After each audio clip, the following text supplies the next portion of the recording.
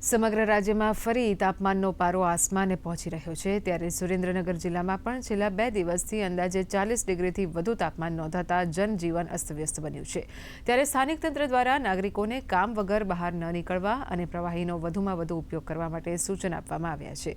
અસહ્ય ગરમીને કારણે શહેરની બજારો બપોર બાદ સુમસામ બની રહ્યા છે।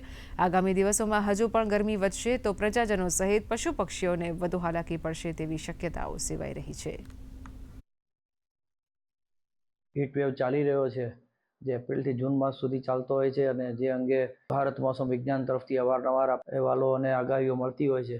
જેના અનુસંધાને હીટ વેવથી બચવા માટેના જરૂરી પગલાં લેવા માટે તંત્ર સતત સતર્ક ને જાગૃત રહેતું હોય છે। સમગ્ર ગુજરાતમાં હીટ વેવ માટે આગાહી કરવામાં આવી છે। લોકોને હીટ વેવથી બચવા માટે તંત્ર દ્વારા પણ અપીલ કરવામાં આવી રહી છે કે કપડાં પહેરે, એ પાણી વધુ પીવે અને કામ સિવાય કોઈ બહાર ન નીકળે।